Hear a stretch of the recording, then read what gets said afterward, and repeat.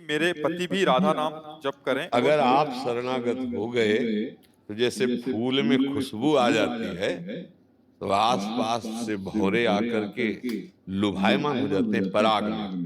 जब आपके अंदर शरणागति का प्रभाव जग जाएगा, तो पति पुत्र जो भी परिवार के सदस्य हैं, आपको किसी से प्रार्थना नहीं करनी पड़ेगी। आपकी वो भक्ति, आपकी वो दैन्यता उनके अंदर असर आ। हम एक आपको चरित्र सुनाते हैं, थोड़ा सा सूक्ष्म है। वो अंगद जी नाम के एक बहुत बड़े महाभागवत हुए, रामायण वाले अंगद जी नहीं, भक्तमाल चरित्र में है। उनके भतीजा राजा थे और वो प्रधान थे, पर राजा उन्हें बनाए हुए थे, पर वो राजा की ही तरह थे। उनका ब्याह हुआ बहुत सुंदर राजकुमारी से, और वो भगवान की अनन्य भक्त थी।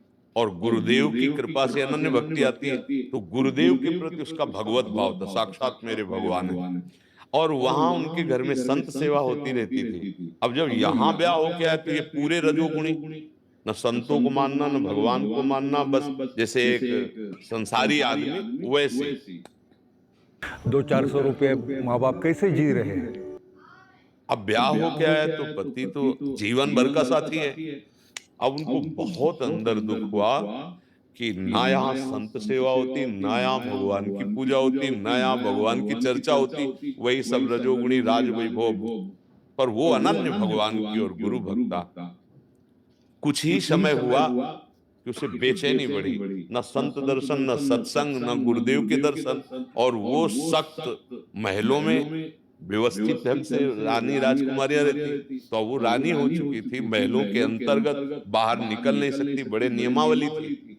तो उन्होंने अपनी एक दासी को पत्र लिखा और कहा, जाकर मेरे माता पिता को दे दो। माता पिता और भक्त यहाँ किसी भी तरह की कोई भक्ति का सपोर्ट नहीं, और अगर हमें गुरुदेव के दर्शन नहीं होंगे तो हमारे प्राण व्याकुल हो रहे। तो वो पत्र लेके गुरुदेव के पास गए, तो गुरुदेव ने कहा, अगर उसको आने को नहीं मिल रहा तो मैं स्वयं चला जाता हूँ। बड़े कृपाल, माता पिता का जैसा प्रेम होता है उससे अधिक गुरुदेव का प्रेम होता है। वो पहुंच गए और घर में जे ही देखा गुरुदेव तो प्रसन्न हो गई। बैठाला चरण पखारे, चरणामृत लिया और जो कुछ भोग पवाया वो तो राजघराना ही है। ऐसे प्रेम की बात हो रही थी कि उनका पति प्रवेश हुआ। उसने देखा कि मेरी स्त्री साधु से बात कर रही, बहुत बुरा शब्दों का प्रयोग किया उनके गुरुदेव को, और न जाने कैसे कैसे शब्द गंदे गंदे प्रयोग किए। एकांत में स्त्री से संभाषण करता बिना आज्ञा के मेरे। अब गुरुदेव तो पहले ही पत्र से समझ चुके थे कि उनके पति कैसे, तो बड़े गंभीर थे। उन्होंने उनसे कहा, बेटी तुम चिंता मत करो, शांत रहो, मैं अभी जा रहा हूं। और वो चले गए। अब उनको लगा कि मेरा जीवन, मेरे कारण मेरे गुरुदेव का मेरे सामने अपमान। और कहा, आज से मैं ना तो पानी पीऊंगी ना भोजन पाऊंगी, और अपने प्राण त्याग दूंगी ऐसे ही। और ना तुमसे संभाषण करूंगी ना तुम्हारी तरफ देखूंगी। ये शरीर तुम पति बने हो ना, इसको तुम्हारे सामने ही ऐसे, ना भोजन पाओगे और ना पानी पीऊंगी। जितने दिन छूटेगा छूट जाओ। अब वो अत्यंत आसक्त थे पत्नी में। बढ़िया बात ये हो गई कि वो अपने पत्नी में इतने आसक्त थे कि बात सुनते ही घबरा गए। एक दिन, दो दिन, तीन दिन हुआ, फिर वो नजदीक गए। उन्होंने कहा, मुझे नहीं पता है सब भक्ति क्या होती है, संत महात्मा क्या होते हैं। तो मैं अपनी बुद्धि के अनुसार उनको बोला, अगर आपको ऐसा लग रहा है कि मेरे से गलती हुई तो मैं गलती मानता हूं, क्योंकि वो उससे आसक्त थे। आप भोजन पाइए और पानी पीजिए, आगे से कभी गलती नहीं करूंगा।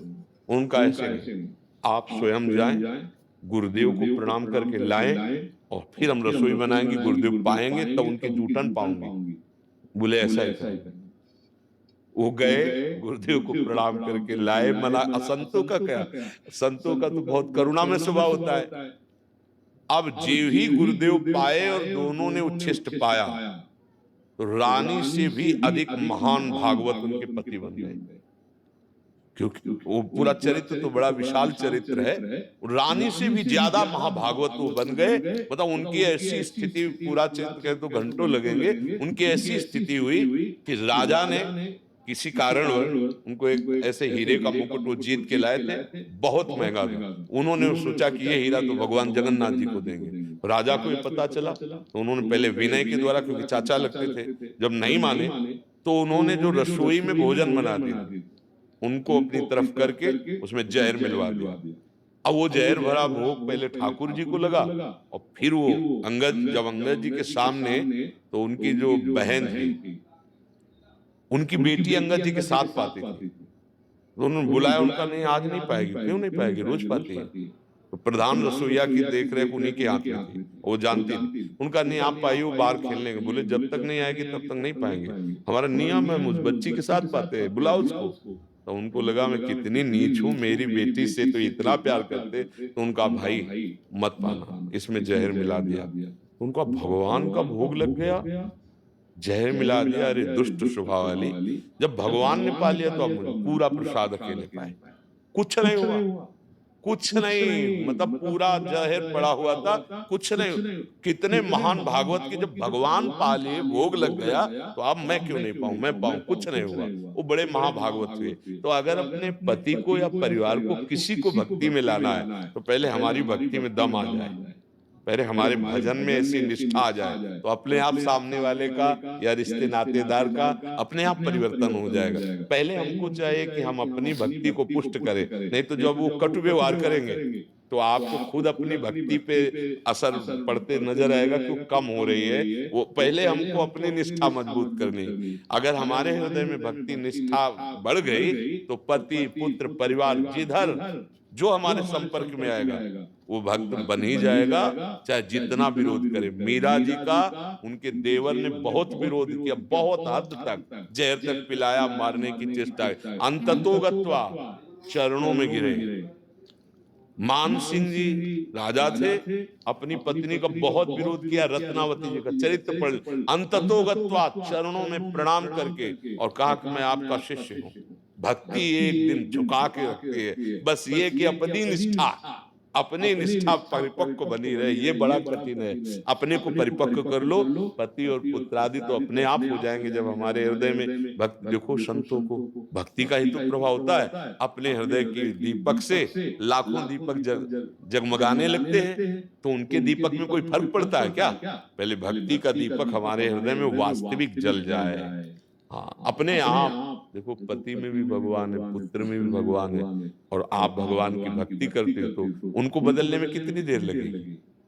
क्षण में बदल गए अंगद जी, क्षण में महान भक्ति का भाव आ गया। तो हमें लगता है हम अपनी भक्ति को पुष्ट करें, अभी जोर दबाव ना करें, क्योंकि उनका विरोध हम सहने की अभी सामर्थ्य नहीं। हमारे अंदर मीरा जी जैसी सामर्थ्य, रत्नावती जी जैसी सामर्थ्य नहीं। हम थोड़ा अपनी भक्ति को पहले परिपक्व कर ले, फिर उसका प्रभाव खुद देखेंगे। एक न एक दिन जब हम कुसंग करते हैं तो बुद्धि भ्रष्ट हो जाती है, और जब सत्संग करते हैं तो एक न एक दिन रंग चढ़ता है। तो आप अगर भक्त हो, तो आपके पति आपको अपना मानते हैं, तो एक दिन उनकी बुद्धि का परिवर्तन निश्चित हो जाएगा और उनका कल्याण भी निश्चित हो जाएगा। भगवान के मार्ग में चलने वाले उपासक के 21 पीढ़ियां तर जाती है। यदि वो भगवत प्राप्त हो गया तो मुझे चिंता नहीं करनी चाहिए, मुझे चिंतन करना चाहिए, अपनी भक्ति को पुष्ट करना चाहिए। आशीष पांडे जी।